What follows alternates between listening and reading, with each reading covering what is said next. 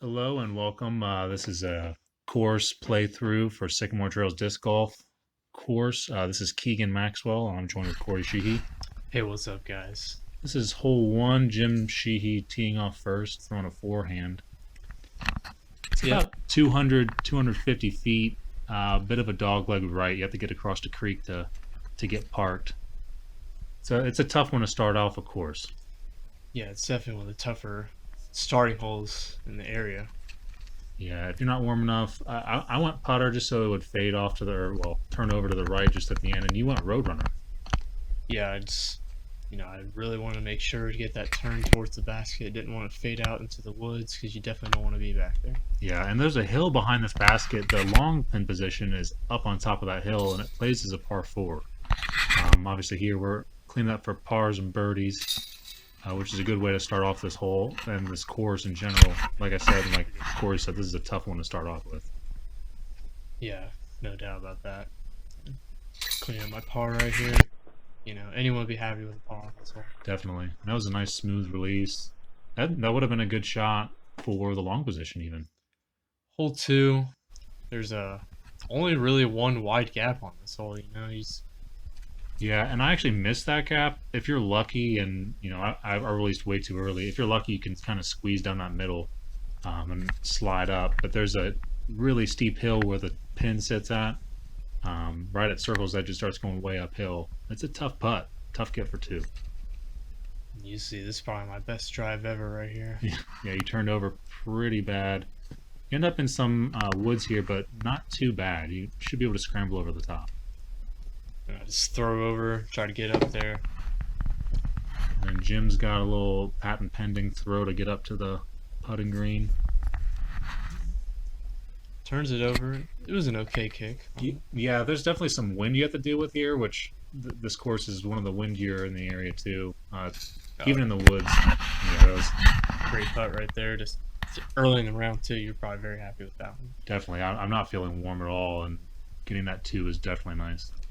Yeah, we don't capture right here, but my putter it actually rolls all the way down that hill. I'm outside circle one. Yeah, when I was standing behind you, I could not believe my eyes when I saw it. You're all the way down there, back in circle two. Yeah, I'm about 40, 45 feet. And this is for what, bogey now? Yeah, so not making that because I have this trees in my way, so I have to pitch up for a double. And it's definitely a smart play there. And Jim tapping out for his bogey, that banger. And your tap out for double. It's definitely a tough get, but you definitely don't want to start off the round with another double, with a double bogey like that. And you're starting off at 2 under. How are you feeling right now? Oh, I feel great. That's the best start I've had on those two holes for sure. I never birdie hole two. It's a tough one. Hole three, this one goes about 250 straight ahead, and then it turns right, and it goes uphill about another 200 feet into this guarded tree area. Yeah, it's like a little tunnel with a bunch of little brush and everything. It's a tough get. It's a par four here. There's a different pin position that plays as a par three, which is an even tougher birdie. But you see me, I went way too straight. Yeah, we had a little of a headwind on this hole, so you had to be careful with that disc turning up. It's a common mistake to go too long straight, and then you have that big uphill throw. Jim going forehand uphill, dropping out just a little long. He's going to have a weird look to try and save his par. I was Looked a like little against up these trees right here. Yeah, it looked like you threw that a little too soft almost. Yeah. He's trying to go over the top, which he does nicely. Yeah, you should have a putt from there. Now you're trying to turn over a putter. Fortunately, it cut rolls away from the basket, which is not what you wanted. Definitely not. And I'm sort of stuck in that tree that we were talking about. You're just trying to pitch out from here, right? Definitely. I had a little bit of a gap, but I knew I wasn't going to make it. And I figured I would just lay up for the par. Now I had a little obstructed putt right there, so a little awkward stance. So fortunately, I'm taking another bogey right there. Yeah. It's often better to take a bogey on this hole than try and risk making things worse by running a putt that you shouldn't be running. Yeah. And that putt right there that you just made, people at home, you probably don't see it, but that's a downhill right behind the basket. So Yeah, if I miss that putt, I'm probably going 20, circle's 30, edge. yeah, Yeah. 20, 30 feet down the hill and tough blocked putt going down. But hole four, another weird one. So that hill we were going up, we're now going alongside, and it is really steep. We're clearing it out and going to move the pin up on top of the hill. Where it sits now, the common play is just going over the top. Over the top, or you go big hyzer around everything, but you gotta be careful on the hyzer because like this will stand up on its side. It rolls down that steep hill. Yeah, that's a good putt right there. And then you can, I mean, this is, so you just putted downhill like Jim's doing the opposite of. He's trying to get up that hill, and it is steep. And if you miss that putt, you're going way downhill. And he threw over the top, and he still probably rolled down a little bit. Yeah, exactly. But you threw your putter nice and flat, it probably just stuck right to the ground. Yeah, I've just started doing that on this hole. It just seems like a smarter play. Yeah. A lot less risk there. You landed in a great spot to try and capitalize with a birdie, and you got it. Yeah, I had a little obstructed putt. There was a couple trees, but it was wide enough that I felt comfortable. Hole 5. It's a misleading hole. There are 2 pin positions here as well. One is in the woods, right where the trees stick out a little bit to the left, and then the long position, which we're throwing to right here, it's out in the field. You have to get around these trees, but it's a headwind, and it plays pretty tough. Yeah, I was throwing my overstable wraith right there because I didn't want my disc turning over out into that field because even when throwing towards the pin in that field is even worse or headwind. So Yeah, like right here. right there, you can see that. Exactly, yeah. Because of the trees and where the tee pad is, we don't really feel the wind until you get out into this opening. And as soon as you get in that opening, you get hit in the face, and that's what your disc is having to deal with to try and get over there. So it's hard to really tell where your disc needs to be. Yeah, and I was laying up with my overstable pig, just playing it safe, and I did execute that perfectly. Yeah, that's definitely the smart thing to do. And you sailed over the basket. Yeah, and that's more of that wind we were talking about. I was not. And look at that, you're out of circle one right there. Yeah, I definitely had a bit of a comebacker, and I would try to go for it, and it just rolls off. I got another. Don't do that. Straight into the wind. I'm getting kind of scared to run that real hard. It's a big comeback. Yeah, I missed that one too. And that's me just, sulking and taking my double bogey now. There goes my good start. I mean, that's Sycamore Trails for you right there. Just one bad hole. Yeah, it starts a chain reaction for sure. You're doing what I should have done. I should have just laid up with something overstable and, instead of trying to run it, but just a casual run. Hole 6, par 3. This goes dead straight 327 feet, as you just saw. There's little guardian trees around the pin, but you really want to. It's a good hole to birdie right here for sure. Yeah, you got a little bit of a tail. Well, because of the wind that we had, it was a bit stronger than normal, but you have a tailwind on this hole because we're going opposite of the previous hole. Yeah. So you want something with some good glide. Yeah, I threw my very domey, flippy wraith right there, so put on a little highs there. I just let that wind push it all the way towards up the basket. Yeah, I went instinct, and Jim went escape, and his escape is definitely glidey. It turns over pretty good for him. And we're all, you and Jim are both, circle two's edge for your putts. Well, I was about circles 1 inch, but Yeah, yeah, you're about circle 1. but I had that tree in the way, so Yeah, a little obstructed again. It's unlucky. I'm happy to get a stroke back after that double bogey for sure. This is Jim tapping out. Putts with maidens. Uses that, soft plastic? Yeah, it's a soft plastic, very shallow rim on it too. I think that was his favorite thing about it. I was talking to him about it during the round. Yeah. Likes real shallow. He likes the bead on it too, but still not really overstable. It's a nice straight putter. Right, because he used to use pures, didn't he? I'm not too sure. I haven't been playing with him that long. Okay. And then this hole is another tough one. This is you would consider the local route. I went a little bit higher than what I wanted to, but yeah, I'm trying to do the same thing right here. Again with that domey flippy wraith. Just want to get that turn. But unfortunately I hit that last tall tree. If I would have got around it, it would have been perfect. yeah, you definitely had the power and the distance to get that disc far enough out there. I believe Jim's doing a smarter play here because this is a par 4. You got it dog legs right, and it hooks backwards almost, like you come back. after you dogleg right through the little tunnel.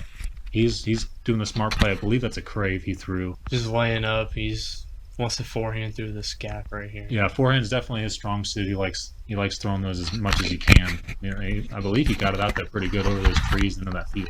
And I was lucky enough to get kicked out back onto the fairway. I wasn't in the woods. I was able to just do a huge high spike forehand hyzer. Yeah, I like that throw.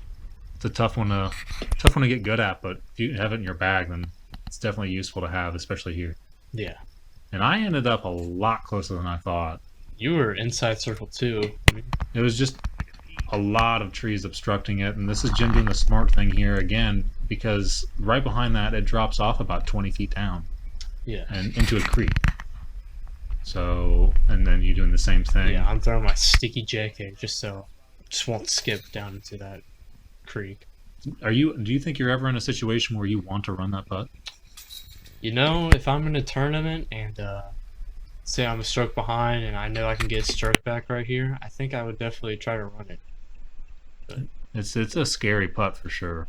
I would last chance resort, something like that. I don't think I'd ever bust it out unless I absolutely had to. yeah. Hole number 8, another weird one, I think.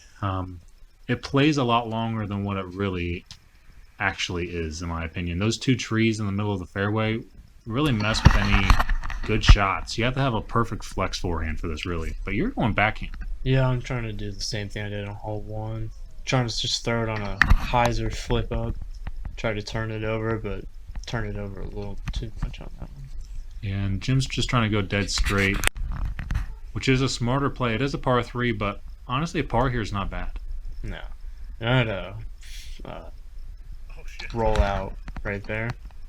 That's all you really like. If you land on the right side of this fairway up against those trees, you have no chance of getting a birdie. No. You have no look at the basket. You have a huge curve to get around. Not much to really work with here. And I definitely prefer the other pin position on this one. Yeah, the other pin position's a lot easier for sure. Oh. And I kind of wussed my throw a little bit and ended up off to the right. I'm up in this brush now, and I feel like I got the putt, and hits strong side and just falls right out. No way. Yeah, I'm not sure why. And I was a little bit frustrated. I was on another roll, hoping to get another stroke back, but actually, well, that would have been to save a par. So now I've lost another stroke I've already earned. There you. 15 footer for bogey. Yeah. And Jim, the only one cleaning up for par. And a nice upshot with his deflector. He loves that deflector. He does. He lost his original deflector the other day at Germantown. Really? Yeah, and he had to try and find a good replacement. I believe he's found it with that one. Tell me about hole 9. Hole 9. I can't seem to find a good play on this one. Par 3. You know, there's either that safe route he tried to do, Jim tried to do right there. Which he turned. We do have a headwind, so he turned over a little bit more than he was expecting. He actually went out of bounds. Yeah, you want to go over that big pine right in the middle and set yourself up. But Keegan and I, if you got enough power, you can do a huge flex over all the trees. You can get way up there towards the basket. Oh yeah, look at that. Yeah, you executed very well. I did. I tried doing that, and I just went a little too much hyzer on. too much hyzer, a little bit too overstable of a disc. I sort of overestimated the wind, and I ended up in the wrong fairway because of it. Suffered dearly. So I'm trying to scramble out of here, and I clip a tree, and now I'm back into the woods. Not where you want to be on this one. Definitely not for par. This is my par shot here, and it's just not getting any better from there. And this is Jim for bogey because of his OB. And looks like he might be up towards the creek area. And now this is where your tee shot landed. Yep. So this is... I was able to step out and just, Yeah, just a little putter shot right up to the basket right there. yeah, there are definitely tunnels to get through, but you have to get that little path. If you get past or onto that path, then you have a shot at getting to the basket. Yeah, it's not as thick right there as it looks. Yeah, definitely not. There's a lot of gaps right there. Yeah. There's small gaps for sure, but Yeah. like right here. So he's able to get across relatively easy, even though there are a lot of trees in the way, and this is your par shot. And I was very happy with that par right there. That's a tough par to get. Definitely. And this is for double bogey, I believe, and I didn't have a normal putt, so I thought I'd try the scuba. It is a casual round, and just wanted to try it, and of course I missed left. It's a useful shot to have in your bag. I know you've made some big putts with the scuba throw. Yeah, I've tried to adapt it into my game, and I've definitely hit some a bunch of strokes with that new little form right there, the scuba shot. Yeah. It's a good tool to have if you really an obstructed putt. If you got it, go for it. Yeah. Then hole 10, these pine trees line the fairway all the way down. So you got to put something out on the left side. Jim just misses his line. I know he's wanting to put it out a little bit further and let it turn over right some more. And I threw way too high in the air. It's like the last hole. Yeah. Couldn't correct on the last, but you were able to get back for your par then, pretty sure. Spoiler alert. Yeah. I end up in the fairway, which as long as you're in the grass and not having to deal with any trees, like you saw with Jim right there, he had a low ceiling he had to try and get out of. You can scramble up, and here I am again overestimating the wind. And again, yeah, another headwind. I threw a Cayman to try and adjust for it, but it was probably a little bit too overstable. And you're going for your birdie. Yep, probably would have gone in, but the wind just bumped that up right before tracking the basket. And this is for Jim's par save. Oh, that was very uncharacteristic, man. I know that was easy putt for him. Usually a gimme for him. You know, I had this little stump right by my foot, so I wasn't able to extend my arm all the way down to get the full power, and I just wussed that putt too. Yeah, it's definitely not what you want there, especially when you had a birdie look. Yeah. Luckily, I was able to save par after taking a triple on the last hole. Here's Jim with his birdie look. A solid putt. Yeah, The wind. definitely.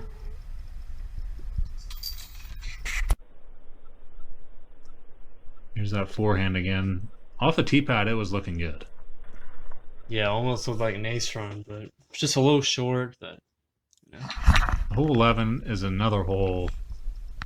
It's not a hole where you're wondering what to do because there's really only one shot. It is just very difficult to execute. you gotta peer the gap for sure. You throw good accuracy, just a little low though. Yeah, I'm just afraid to throw too hard because it fades off to the left real hard, and if you end up in those woods back there, it's hard too. And I'm thinking what you're thinking. Don't want to throw too hard, so I'm trying to throw a putter. I wussed that shot too. You know? Yeah. So I gotta go flick roller right Flick here, roller. and I do it perfectly. Yeah, from where I was standing, where Jim was standing, we thought we were going to see it go in. It was bouncing off of a bunch of roots. It was looking good from where we were. Then, see, he's got a little patent pending throw and just barely kicks a tree. Yeah, you can see the frustration setting in right there. Yeah, exactly. And here I am just trying to flick something up real quick. And It's a steep hill, and I just go a little bit too long. And because of that, I'm he's circle's edge trying to get back up the hill, and Jim does the same thing. Don't do that.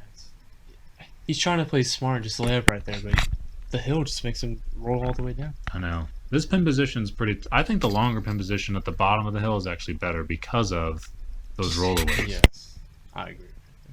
So he'd be parked on the long position. But here he is coming back 30 feet uphill and just barely short. What do you got right here? I putt with an AVR Classic.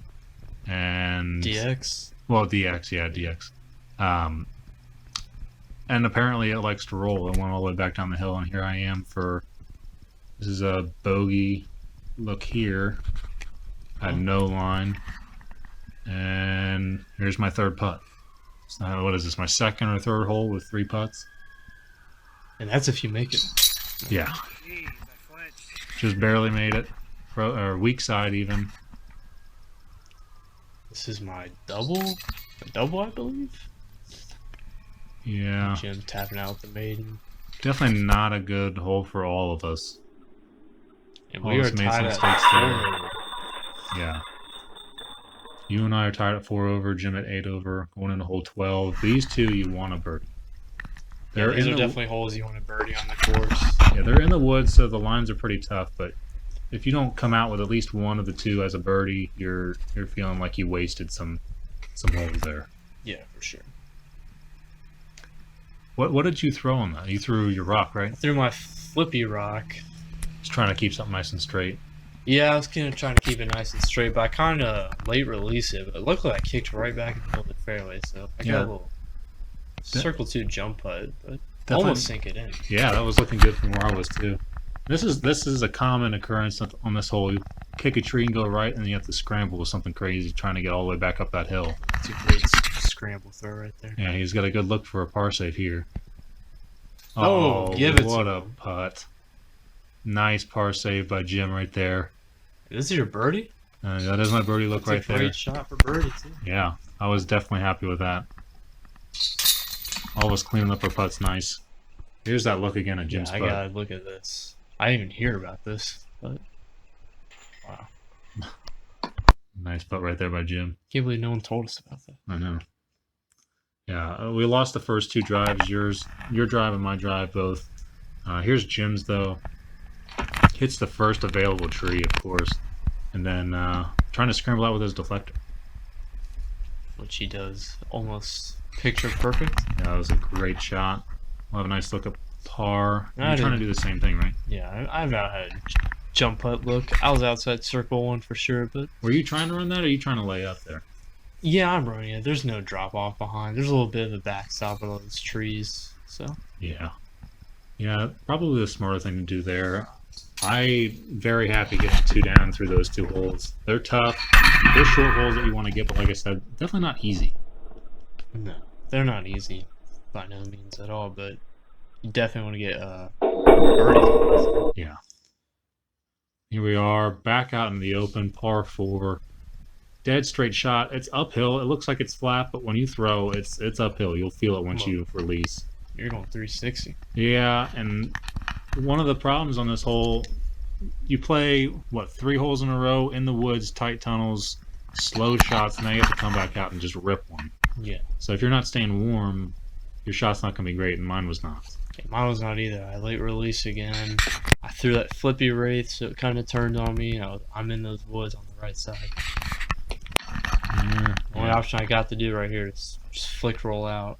Yeah, not much to work with here. Of course, I hit the first tree. Yep. So I'm going to do the same thing. Pretty much no other option. No, there's nothing in those. Those are probably the tightest woods you could get into ever. Yeah, and here you are with the forehand approach, which looks great, except the grass was very tall that day, so no skip out of that at all. So I'm just going to lay it with my JK. Smart thing there. You're looking at about 100 feet out still. Here's Jim for his birdie look. This is a par 4, and he just barely misses left. It's a nice putt by you. That's a straight headwind on that putt. Yeah, I'm dealing with a bit of a tailwind here, and I just go right under the basket.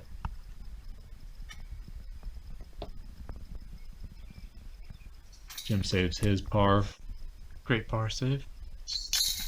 And then putt there for me. 2 over. I'm actually pretty happy with that. That's a pretty good score here. I think 1,000 rated round is somewhere around 2 under, 3 under. Really? Yeah, I think so. And that's definitely my goal when I shoot around. There's Jim with a forehand. This is another tough hole to read. You got a straight headwind going downhill, and really the only play is a forehand. Forehand, you could do a turnover, but I'd say the forehand's a lot easier on this kind of hole. Yeah.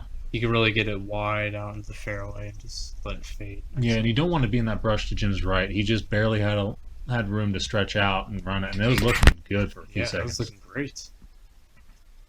I made it down here, circle 2's edge. Sail that one. Yeah. And here you are. Here's that scuba I was talking about, and I just didn't put enough angle on there. That was looking good out of your hand.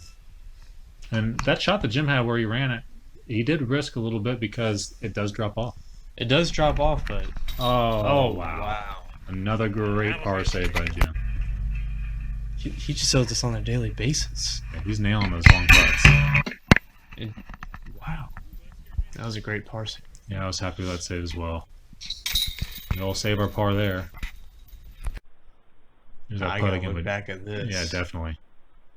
It's full extension. Oh I yeah, mean, it's perfect. Right in the middle. picture perfect. Hole 16. Now this is one of the tighter gaps you will ever see on a disc golf course. Yeah, if You that hit the right first there, tree. everyone does. Everyone will hit that tree at one point if you play at this course enough. That gap that you're trying to get through, it's maybe wide enough to what, fit 2 people through it at the same time. Oh yeah, about. It's maybe 5 feet wide. And I hit the gap, but I was throwing it too soft because hitting the gap, the tree was in my head, so I faded out pretty early to the left side. yeah, but that's not a bad place to be. This right here is not a great place to be because you're wanting to get down that tunnel, and I'm stretching out, trying to reach in here, and I don't throw it hard enough. You have a little bit of a stretched look, and you can, Yeah, but that's not a bad place to be. You can still go up for par very easily. yeah. As long as you get past that first grouping of trees, you should be able to at least get a par. Tides are back. Yeah. Here's Jim trying to say par, and he misses that one, unfortunately. He's on a roll there for a little while. There's a little bit of a wind, so I was just going safe and throwing my overstable KC. Definitely a smarter play. Nice par save by you. Here's Jim's look for bogey. See if he can stay hot with his putter here. Oh, just a little. Yeah, that might be more the wind. It was left to right tailwind there. Yeah. And you got a little bit of a putt to Yeah, save your bogey. definitely a little tester. 15, 20 feet out. Definitely wanted to make that. Mm-hmm. Trying to finish out strong. At least par out, if not birdie out, if at all possible. Because these 2 holes are, well, 17's pretty tough, but 18's definitely tackable. Hole 17, it's a par 3, 350 feet, but it's all uphill, so it almost plays like 380. Yeah, it definitely feels like it's pushing 400. And this first 30 feet is a huge steep hill, and the rest of the way it's still uphill. But And not only is there that hill, but it's also a double mando. yes. And granted, the double mando is pretty wide. It's forgiving, about 20, 30 feet wide. But it gets in your head. You can see those double mando signs right there. I've seen someone, Jim's friend, he has a friend named Andy. He hit that first pole right on the left 3 times in a row. Oh, I wow. don't know. And if it gets in your head once, it's tough to recover from it.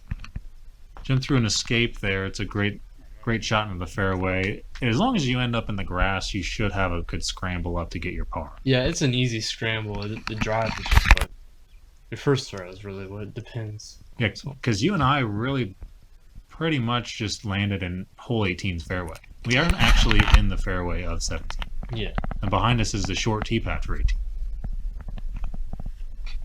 Definitely off target with our drives, but our upshot saved us there for sure. Yeah, and again, it was very windy out of this open field. Yes. It being an open field does not help. I was able to save my par. And it looks like you were too. Yeah, definitely have to get par right there. It's that slow-mo look at your drive here. The long run up. Trying to get it up that hill.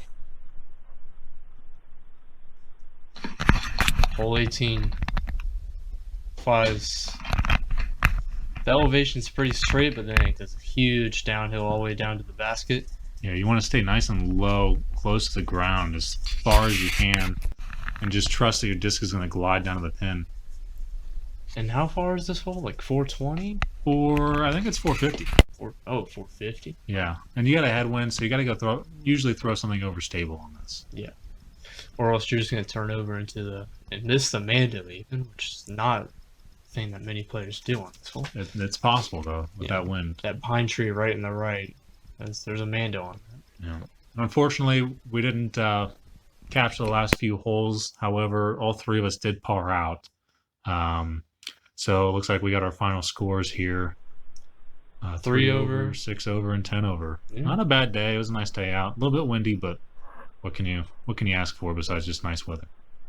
Yeah, exactly. But All right. Well, thank you for watching. If you like this, please like and subscribe. We'll get some more content up there.